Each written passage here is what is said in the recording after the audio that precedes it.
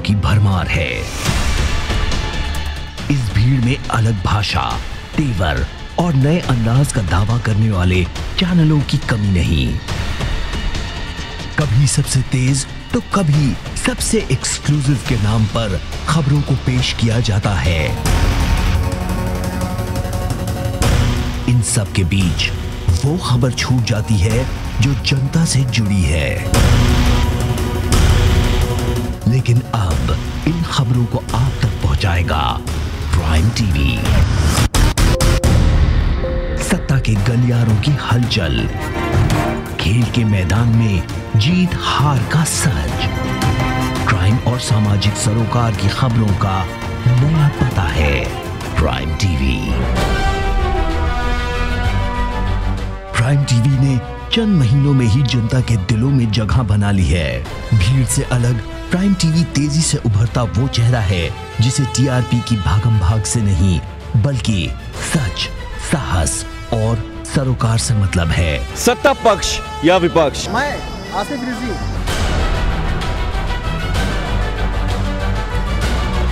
Prime TV का कारवां जैसे जैसे बढ़ता जा रहा है, इसमें नए चेहरे जुड़ते जा रहे हैं। सच और साहस से कराएंगे आपको रूबरू। मैं विराट शर्मा, प्राइम टीवी लखनऊ। आप लोगों का सहयोग अगर हमें इसी तरह मिलता रहा तो हम इसी तरह आगे बढ़ते रहेंगे।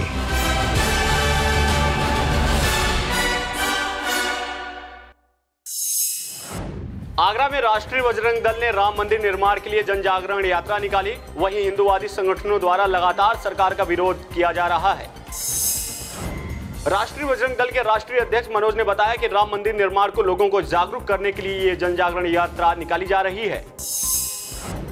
स्वामी परमहंस को जबरदस्ती अनशन स्थल से उठाकर ले जाने के मामले में प्रवीण तोगड़िया ने भाजपा की केंद्र और प्रदेश सरकार को आड़े हाथों लिया है। प्रवीण तोगड़िया ने कहा कि जो सरकार संत को अनशन स्थल से खींच कर ले जाए, वह सरकार राम मंदिर क्या बना सकती है। देवरिया में प्रभारी मंत्री अनुपमा जायसवाल ने दिव्यांग बच्चों को कॉपी, किताब और फल वितरण किया है। इस मौके पर अनुपमा जायसवाल ने कहा कि इन बच्चों ने अपने हुनर का बेहतरीन प्रदर्शन किया है। ये सभी बच्चे देश का नाम रोशन करेंगे। श्रावस्ती में 4 बदमाशों ने पुरानी रंजिश के चलते बुजुर्ग पर जानलेवा हमला कर दिया और फरार हो गए। सूचना मिलने के बाद परिजनों ने बुजुर्ग को जिला अस्पताल में भर्ती कराया है। दूसरी तरफ पुलिस मामला दर्ज कर कार्रवाई में जुट गई है। उनके द्वारा बताया गया है कि उनके ऊपर रात में जब वो अपने स्कूल की रखवाली कर रहे थे तो पूर्व रंजिश के अंतर्गत उनके रिश्तेदार जो हैं उन्होंने उनके ऊपर हमला किया और हमला करके उनको घायल कर दिया। इस संबंध में उन्होंने तहरीर दी है। उस तहरीर के आधार पर मुकदमा लिखा जा रहा है। शीघ्र ही जो लोग इसमें रिस्पॉन्सिबल हैं उन सभी गिरफ्तार की जाएगी। बागपत में मामूली विवाद को लेकर छात्रों के 2 गुटों में जमकर मारपीट हुई और मारपीट की पूरी घटना सीसीटीवी कैमरे में कैद हो गई है। बिजनौर के अलेहपुर गांव में किसानों ने बीजेपी की नो एंट्री का पोस्टर लगाकर अपनी गुस्सा दिखाया है। दरअसल दिल्ली में पुलिस ने किसानों पर लाठीचार्ज और पानी की बौछार की थी। इसी को लेकर किसान में गुस्सा है। बहराइच में एक युवक का शव खेत में पड़े लटकता हुआ पाया गया है। वहीं दूसरी तरफ उसी खेत में पत्नी का भी शव बरामद हुआ है। शव बरामद होने से लोगों में हड़कंप मचा हुआ है। युवक के परिजनों ने पत्नी के घर वालों पर हत्या का आरोप लगाया है। पुलिस ने दोनों के शवों को कब्जे में लेकर पोस्टमार्टम के लिए भेज दिया है और मामले की जांच में जुट गई है। अलीगढ़ में बीजेपी विधायक के वन विभाग की टीम ने एक लकड़ी कारोबारी से 20,000 रुपए रिश्वत लेते हुए कैमरे में कैद किया है। विधायक ने वीडियो के साथ शासन को शिकायत भेज दी है और विधायक ने पीड़ित कारोबारी को कार्रवाई का आश्वासन भी दिया है। बागपत में एक युवक की अज्ञात बदमाशों ने धारदार हथियार से हत्या कर दी और बदमाश वारदात को अंजाम देकर मौके से फरार हो गए हैं।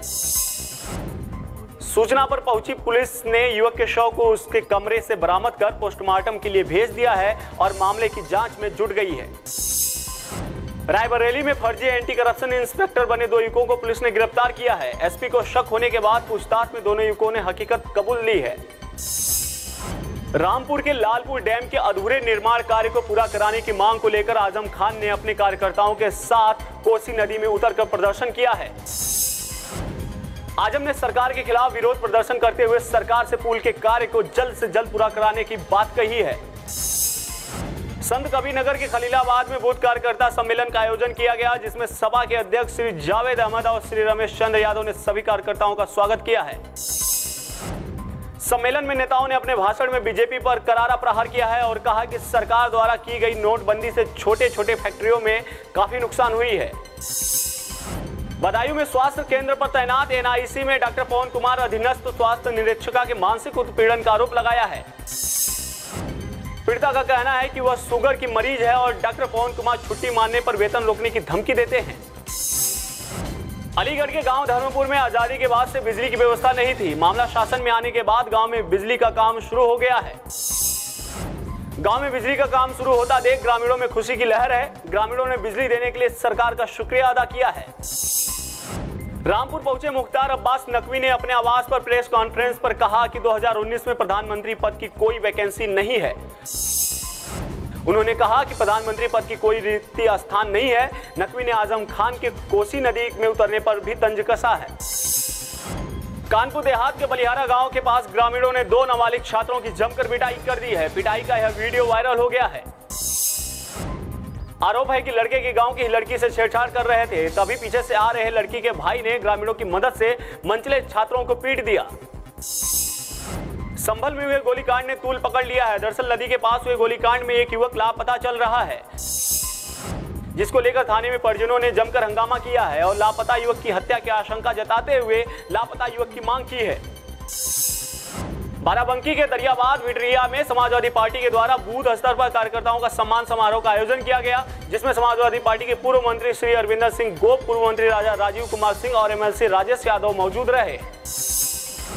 बांदा में समाजवादी पार्टी ने सभी बूथ स्तर के पदाधिकारियों को बुलाकर चर्चा की, जहां पर सपा नेता हसनुद्दीन सिद्दीकी ने इस सम्मेलन की शुरुआत की, जिसमें बोलते हुए हसनुद्दीन ने सपा सरकार और अखिलेश यादव जी की उपलब्धियों को जनता तक पहुंचाने के लिए शुक्रिया कहा है।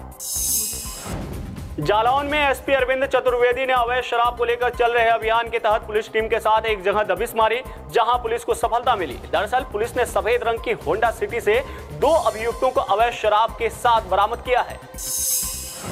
कौशाम्बी में समाजवादी पार्टी के बूथ और सेक्टर स्तर सम्मेलन में समाजवादी पार्टी के महासचिव इंद्रजीत सरोज मुख्य अतिथि के रूप में पहुंचे, जहां उन्होंने जनता को सपा की उपलब्धियां बताने के साथ मतदान सूची में अपने वोटरों का नाम न कटने देने को भी कहा है।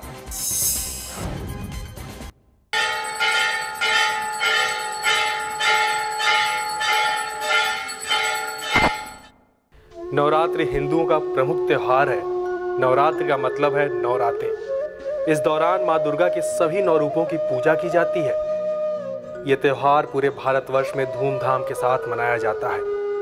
आपको बता दें कि साल में 2 बार नवरात्रि पड़ती है, जिन्हें चैत्र नवरात्र और शारदीय नवरात्र के नाम से जाना जाता है। जहाँ चैत्र नवरात्र से हिंदू वर्ष की शुरुआत होती है, तो वहीं शारदीय नवरात्र अधर्म पर धर्म की विजय का प्रतीक है।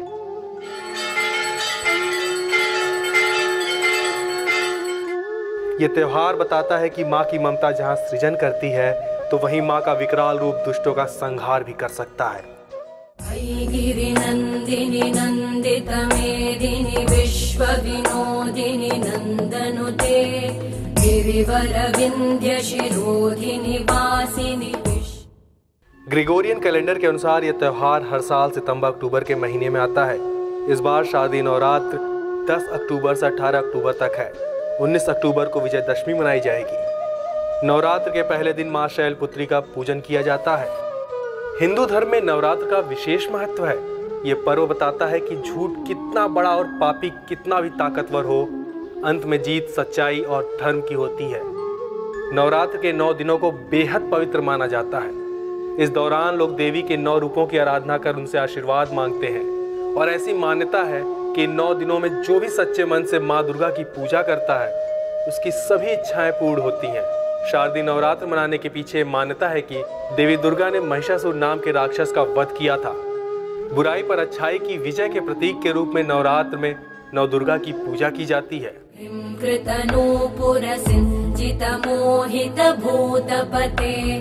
नटित नटार्ध नटी नटनायक नाटित नाट्य सुगानरते। उत्तर भारत में 9 दिनों तक देवी माँ के अलग अलग स्वरूपों की पूजा की जाती है। भक्त पूरे 9 दिनों तक व्रत रखने का संकल्प लेते हैं। पहले दिन कलश स्थापना की जाती है और फिर अष्टमी या नवमी के दिन कुंवारी कन्याओं को भोजन कराया जाता है। इन 9 दिनों में रामलीला का मंचन भी किया जाता है।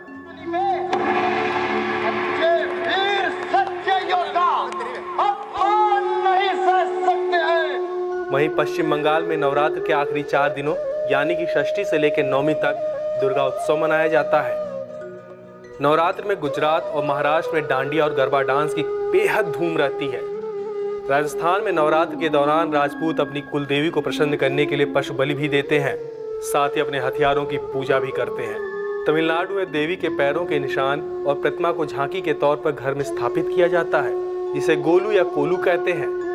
सभी पड़ोसी और रिश्तेदार इस झांकी को देखने आते हैं। कर्नाटक में नवमी के दिन हथियारों की पूजा की जाती है। यहाँ के मैसूर का दशहरा तो विश्व प्रसिद्ध है।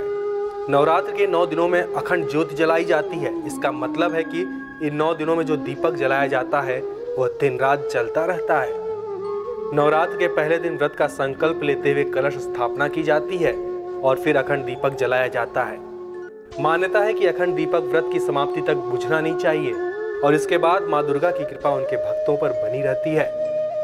आप सभी को नवरात्र की शुभकामनाओं के साथ ब्यूरो रिपोर्ट प्राइम टीवी।